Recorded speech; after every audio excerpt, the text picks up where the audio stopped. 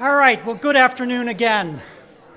I know quite a few of you were here to hear a really great talk by Brett Littman, and many more of you are now joining us to hear William Wegman speak. Again, for those of you that may not know me, I'm Greg Whitcup, director of both Cranbrook Art Museum and the Cranbrook Center for Collections and Research. And again, it is a real pleasure to have all of you here at Cranbrook Art Museum. There is nothing like a packed auditorium to warm the hearts of all of us that work here at the Art Museum to bring you the programs that we do. Although William Wegman may be best known as a photographer for his creative compositions involving dogs, primarily his own Weimaraners in various costumes and poses, his career as an artist is much more varied and complex. Coming of age in the 1960s, William was among the first generation to embrace conceptual art and video, and by the early 1970s, his work was being exhibited in museums and galleries internationally. Born in Holyoke, Massachusetts, William received a BFA in painting from the Massachusetts College of Art and an MFA in painting from the University of Illinois Champaign-Urbana. Following 2 years of teaching at the University of Wisconsin, William moved to sunny Southern California, where he taught for 1 year at California State College, Long Beach. By the early 1970s, however, as I noted, his work was regularly being exhibited in museums and galleries all over the world. In addition to solo shows with Sonnabend Gallery in Paris and New York, Situation Gallery in London, and the Conrad Fischer Gallery in Dusseldorf, his work was included in such seminal exhibitions as When Attitude Becomes Form and Documenta 5 in Germany, and regularly his work was being featured in the leading European and American art journals. It was while he was in Long Beach, however, that William got his dog, Man Ray, with whom he began a long and fruitful collaboration. Man Ray, known in the art world and beyond for his endearing deadpan presence, became a central figure in William's photographs and videotapes. William had not only found his muse, but his voice in the art world, and with the inevitable passing of Man Ray, he began to work with a cast of several subsequent dogs, out of which grew a series of books for both children and adults. Okay. A little hard here when I have to maintain balance and turn pages here. Boy, and they're stuck together. Okay. In addition to these books, William has created film and video works for Saturday Night Live and Nickelodeon, and his video segments for Sesame Street have appeared regularly since 1989. In 1995, William's film, The Hardly Boys, was screened at the Sundance Film Festival. Numerous retrospectives of William's work have been made, among them Wegman's World, which opened at the Walker Art Center in Minneapolis and toured the United States, and William Wegman, Paintings, Drawings, Photographs, Videotapes, which opened at the Kunstmuseum in Lucerne and traveled to venues across Europe and the United States, including the Pompidou Center in Paris and the Whitney Museum of American Art in New York. More recent exhibitions have included retrospectives in Sweden, Japan, Korea, and Spain, and most recently the exhibition Funny Strange, which opened at the Brooklyn Museum of Art and made its final stop at the Wexner Center for the Arts in Columbus, Ohio. Before I ask William to take his place at the podium, a few thank yous are in order. William's visit to Cranbrook includes not only his visit with us this afternoon, but also a workshop tomorrow with our elementary students at Brookside School, all of which have been graciously sponsored by Cranbrook's dear friends, Randy and Craig Rubin, and the Meltzler and Seligman families, to whom we are extremely grateful. Randy is in the audience over here, and please, thank you for...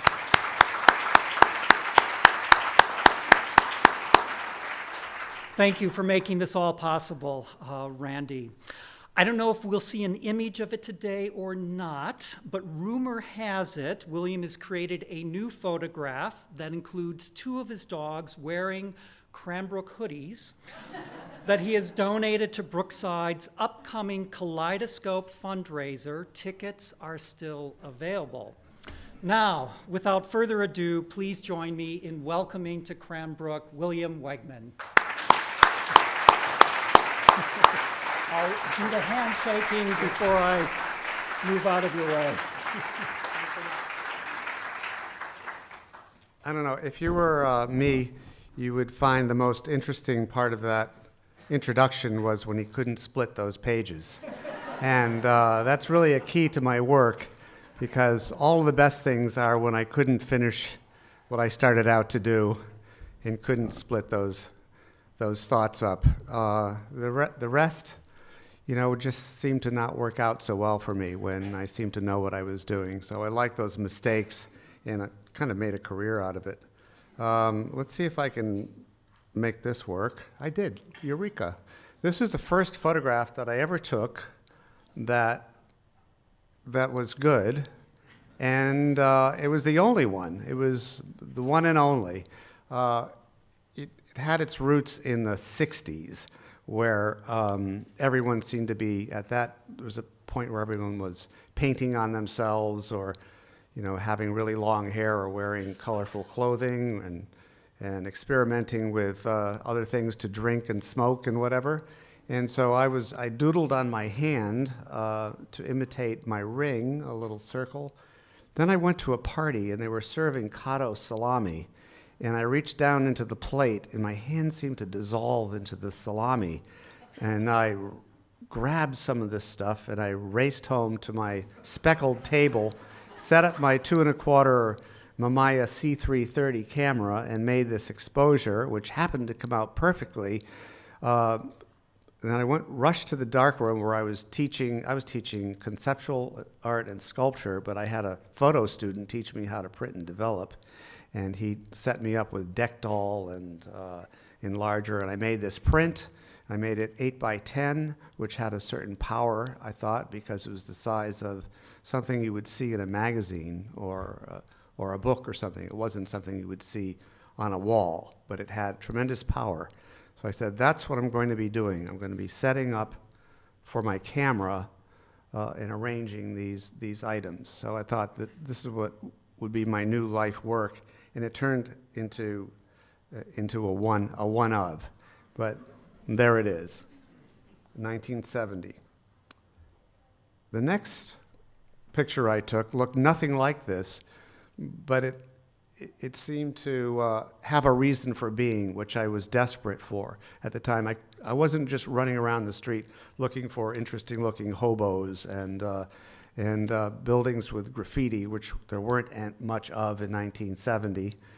So I had my own derelict studio, and in this case, I doubled one side or half the other, and when I printed it, it appeared to me to be a kind of map of the space, and one that showed both the deficiency and the richness of photography, which I'll let, if you're photo majors, ponder. I was lucky enough to have a student that looked a little bit like me and was married to an identical twin. And this was his wife, Lynn, with the identical twin sister, Terry. And what I did is I made a map of one onto the other with little circles and dots marking her marks. And in this next picture, we see me, young Bill Wegman, or William as you called me, with Tim, my assistant, who was married to Terry. And there he has big tools, and I have little tools, because I'm little. So you can kind of see the sense that I'm trying to making with this world. I'm not taking pictures of landscapes. I'm not making things look good. I don't even have a dog yet. I'm just thinking kind of with a camera, and it's a kind of way of writing and thinking. And there you see I do have a dog, and he was, this wasn't the first picture of him, but it was one of the more remarkable ones, and it shows the period that I'm involved in, which is minimal conceptual. This is like a Solowit. I don't know who here knows about Solowit, but he was an artist very important to me. And this is as though I put a Weimaraner on top of a Solowit and made this permutations work. And then this doesn't show up too well, but I started to think of sentences that would interact with pictures. And this one is called One or Two Spoons, Two or Three Forks. And you can kind of understand the way this works, right? Yeah, you say, oh yes, Bill. We can move to the next one now. And I told you before about mistakes. This one is called Three Mistakes. And it, I was really onto something with this camera, I think, and this way of thinking. And also, photography was very new to me. I didn't know how to do it, and I had to do it myself. So in this next picture, I'm in the darkroom doing a little darkroom magic. It's called Reading Two Books. And I'm sure if I had come early to photography, had studied it in school, I wouldn't have come upon this. It was the fact that I was pretty much a emerging, maturing artist with something to do, and then a new tool in my hand for that. So there we have that. Change of subject a little bit. These are all drawings that I began in the early 70s after I got a little bit tired of having to, I was doing video at the time a lot with my dog, which I didn't bring those, but I was doing video, which was hard to set up, and lights and everything. I wanted to just deal with thought, but I didn't want to do painting because I had given that up in the 60s as being dead. But I wanted to think, so I did drawings on typing paper with a number 2 pencil, and that seemed to work. And I'll show you a few of these things. This is called Big Little Finger. X-ray of peach in dish. Doe buck.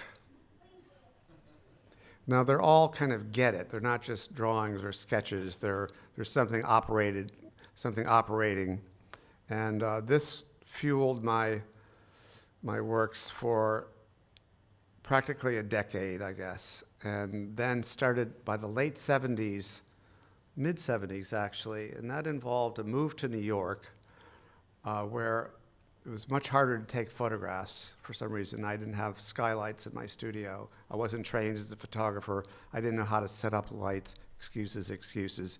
My photo work kind of plummeted. And here comes something that I tried to rescue out of this period by rescuing stupid, bad photographs, by painting on them, by making equally dumb drawings and equally dumb photos. Hopefully something would happen. I think that there's something there. Here's another one. And the one that I like best from this period is here. It's a little boy photographed in Minnesota. He's actually at a logging convention in Tofty, Minnesota. But I double exposed my TV set and then painted in a character from the background. So it makes kind of a closed circuit. And as I would tell my mother when I was making my little paintings, I'm happy with this, Mom. And here's something that really changed me. Besides Man Ray, who is now 9 years old, I got him at 6 weeks. This is the first Polaroid 2024 I took with him. It was also my first picture in color, which I had not allowed into my work for some reason or other. Still sort of a hangover from the 60s aesthetic, I guess, or my manifesto from that period. But now here's some color, and it's okay because it's like a literal color. It isn't like, oh, red. It's a specific red. It's Revlon red. It's on a toenail. It's okay. And that's just the way I thought at that period needed rules and reasons to venture into this area. Because more, as a young artist, it's more about what you won't do rather than what you will do. Now I'm at a stage of my career where I'll do anything. That's why I'm here. Why not? And so what? It doesn't matter. I mean, but back when I was 25 or so, everything that I let out had to have a kind of significance. This sort of broke my manifesto by, first of all, it was 20 by 24 rather than 8 by 10 or 11:14. It was bigger, it had color, and who knows where it was going. Here's some other pictures from this period. It had, a different array of props. And maybe in some cases it was funny too, and not just funny, weird, but just plain dumb funny. And we'll show some more. Here's one that really perplexed me because it was beautiful, and I had never taken beautiful, glamorous photographs. That was really far astray. This is Man Ray and Hester, kind of called double profiles.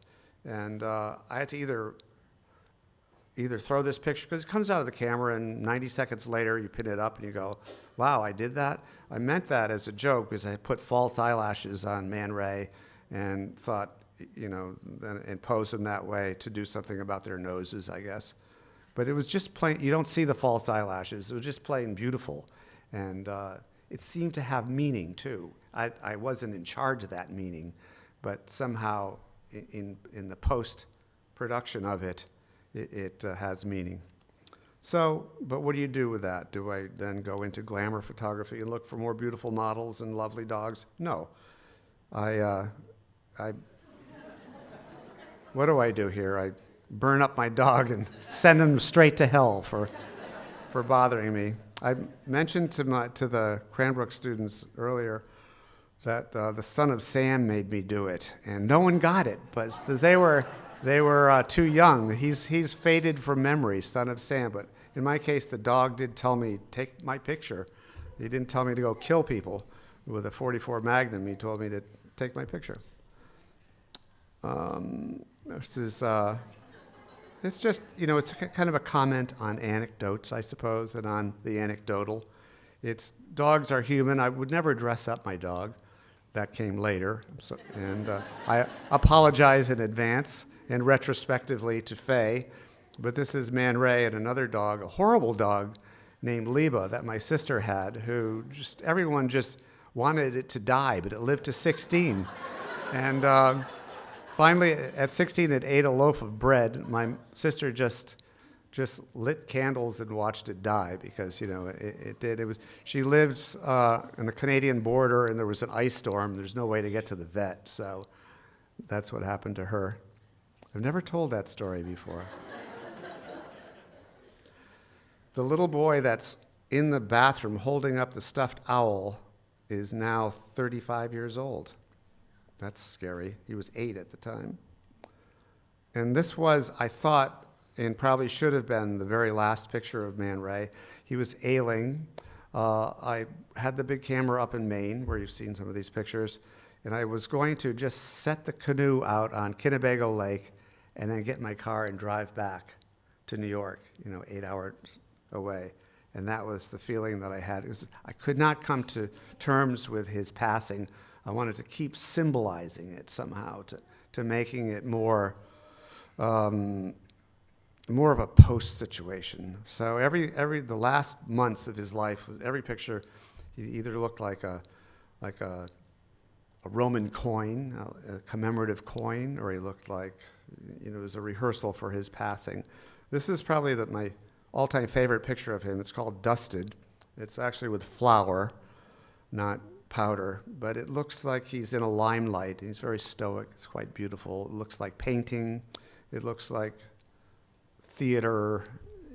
It looks like a lot of things, but it's none of those. It's just this glowing picture of Man Ray, who was so important to me.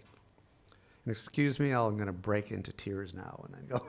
But anybody who's lost a dog knows what that's like. But then, so he dies, and I don't get another dog for 5 years, and along comes Faye. And she was like a thoroughbred, where Man Ray was probably not a real Weimaraner, according to some Weimaraner experts. Maybe he had a little lab in him, but this is a real Weimaraner, and she's like a thoroughbred climbing out of this box. And I thought of in a way that this is like Pandora, and she would lead to all kinds of things. And in fact, she did. And here she is with my assistant, Andrea, and it's a lot different from the Hester picture. It's sweeter, it's a little more comic, and you know, I was really off. They're beautiful yellow eyes, and Andrea's beautiful blue eyes. There they are, and so I'm kind of reveling in the physical qualities of the Weimaraner now. And here's another example. This is one dog. Now, Faye had these magical properties, which I still don't understand it today, but I could take a saw, cut her in half, and spread her apart, put her in two locations, and she would somehow get back together again. This is an example of this dog that's been separated with a saw. No, that's not how I did that. It's two dogs. It's two dogs.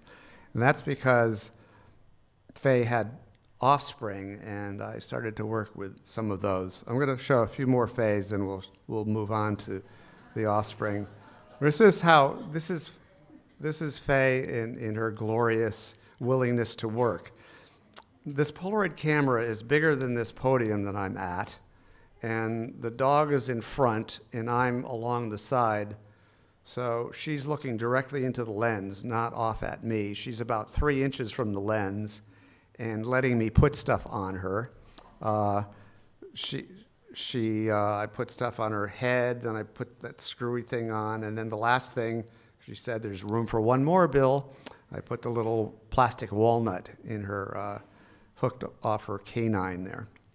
So this is obviously a kind of a riff on Archimbaldo. And then, oh my God, you're right. Like, what am I doing? Like, so one picture goes, and it sometimes leads to another, and sometimes it doesn't. And in this case, I brought the camera again to Maine. I'm working on a movie, a parody of the Hardy Boys that I call the Hardly Boys. So I'm working with Faye's two sisters, and they're girls and dogs, so they're hardly boys. And this is the amphibious car. They're really in this car. And this picture is even more amazing. It's because they're sailing a boat. And, you know, Weimaraners are pretty smart, but how they did this, to this day, I cannot figure it out. I don't know how they got in this boat, and just amazing creatures. This is my, yeah. I'm glad you all agree. This is the best picture of a dog ever taken by a human being, and I did it. I'm so proud of it. It's you know, and it's not repeatable. Batty, as I called her, because she was born a week premature, which is like being a month if you're a human baby. She was tiny, like 3 ounces, and I had to do everything with her. She was the runt of this tiny premature litter and became very attached to me and also super trusting. She would, fall, and she wouldn't worry at all. She'd go, oh, I'll die and go to heaven, or Bill will catch me. And that's the kind of trusting way she was, which was so different from Faye, who required my every observation and applause. So this dog just, oh, whatever. And there she is again. And, you know, I did start to use props and things. I did a project where a department store in New York offered me all kinds of stuff, whatever I wanted to from the store. So I got lots of stuff and fooled around with it. But, you know, the simplest props sometimes are the best. This is just one thing, you know, against a color. And I think it says probably more than the other one, but that's just me. And then Batty, in turn, had a litter, and so I took this. This is the first day of this young puppy's life. I had the camera brought to my studio in New York. And this turned out to be a really remarkable dog who became the star of my other children's books for many years. His name was Chip, and here he is at 6 months playing the flute with his mother. He's, if you know, even more difficult than sailing a sailboat is playing the magic flute. Probably should have shown this one earlier, but this was the first picture of a dressed dog as a human. And one of the instinct for this picture was the camera's vertical. You don't turn it on its side. You don't walk around like a 35 millimeter or your iPhone going whatever. It's stationary. You bring things to it. The dogs are kind of horizontal. I could either do close-ups or something. So I was wrapping some fabric around Faye on a pedestal, and my assistant was back kind of steadying Faye, and when she was gesturing to me, it looked like Faye was talking because her arms are going like this, and it just cracked me up. So then I was able to do this picture. So that's Andrea, hiding behind Faye as the evil stepmother in Cinderella. And the first time I made actual sets, I used to just use very lazy set paper, but for this book I decided to go all out and deal with the backgrounds. And I'll just show you another medley of photos, some glamorous, some not. This is a wonderful garage sale find. One of the creepy and nice things about some of the things that I'm doing with hands, with the human hands, is, we'll go back to this. It's, where am I? No, here. It's a little creepy, but it's also like mythology in a way. I seem to justify it like that. If the Egyptians could do it, then I can do it. And it's okay to anthropomorphize as long as it's creepy and not just cute. And it's always creepy when you use a human hand mixed with that. But, in this one, I resolved it. It's more about the lighting and that lovely coat there, Courage. And this is another funny thing to do with the hands, I suppose. Polaroid red was spectacular. That camera wasn't balanced for outdoor pictures. You never took your Polaroid SX70 to the Grand Canyon. You took it to your birthday party or to photograph your girlfriend naked or something like that. You don't photograph nature, so they made red, which are the color of balloons and other things, spectacular. They could have made a beautiful green, but they didn't.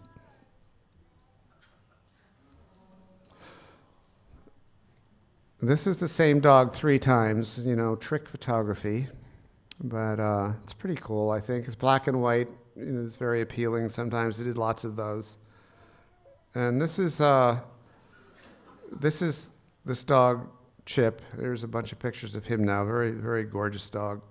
I got a little bit sick of the anthropomorphic stuff and started to do things that looked like game boards or looked like art. This looked to me like maybe a painting from the 30s, something like that, Leger or something. This looked like it was, I think I titled it Parker Brothers after the game company. And then doing more, this is how I see the dogs. They're lying on the couch at home and I'm looking at them. They look like boulders. So I just threw this set paper behind them and made this dreamy picture and more double exposures. And the next one, if you're feeling faint, just avert your eyes. The next picture is a little scary. Some young children might want to leave the room now. Okay, there it is. See, it's a little might cause some people to faint. But this is this almost black Weimaraner that I was lucky enough to be able to use. Belonged to my assistant, Marlo, who I think did she go to this school? I'll have to think about that some more. And here's her name is Mazzy. There she is again. It's a crazy looking dog, It's kind of this is how I work now with, I never have an idea unless I'm down in the studio and I'm looking at the dog and I grab something and there we have it. So we'll just go through some of these. This is a wonderful dog that I had named Penny, probably the easiest dog I've ever had to photograph. Super nice, didn't weigh too much, easy to lift up, never once had to yell at her. Complete opposite from the dogs I have right now, who are complete lunatics, but still like to work, thank God. And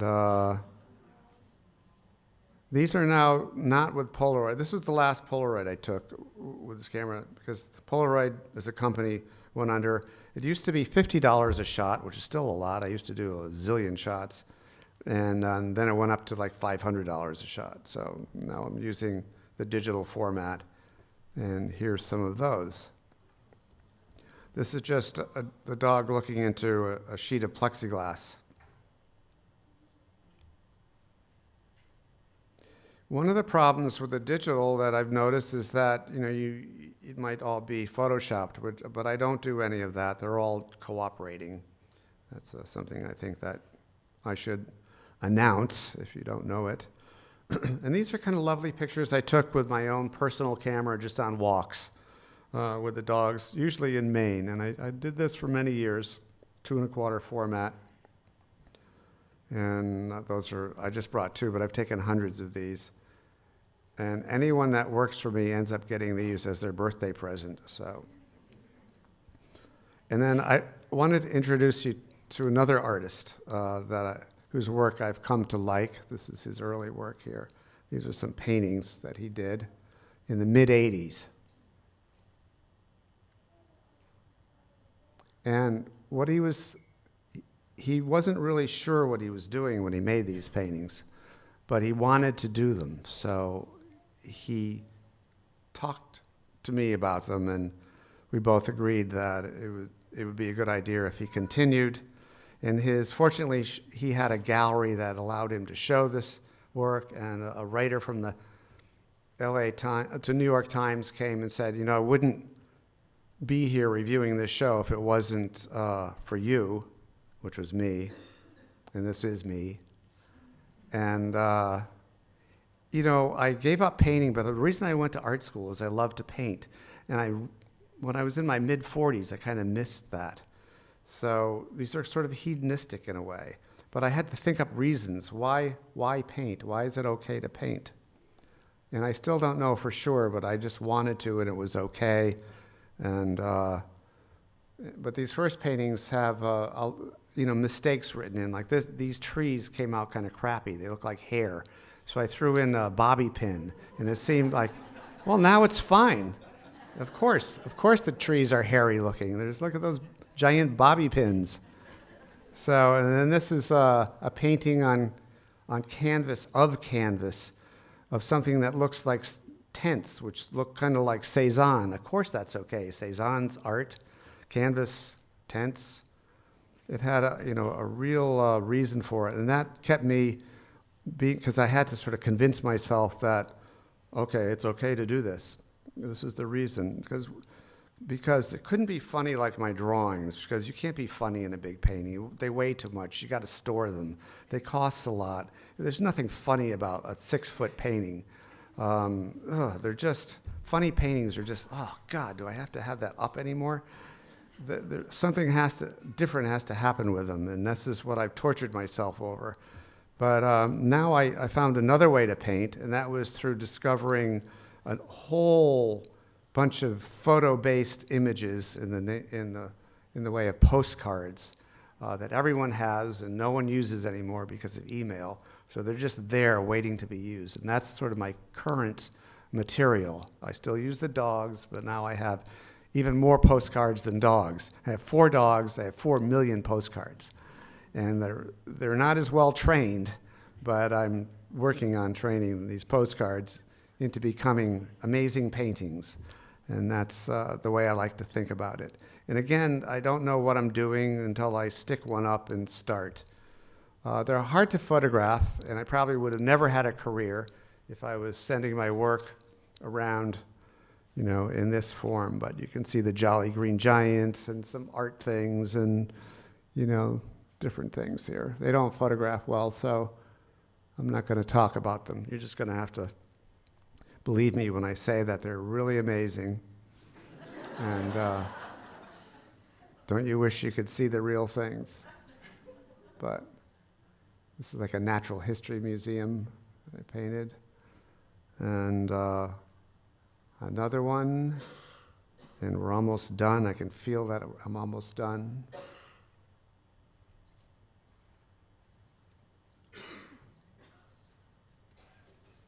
And then we'll end with a few photos, because photos photograph well, thank God. So this is just throwing some stuff around. This reminded me a bit of like spirit photography from the beginnings.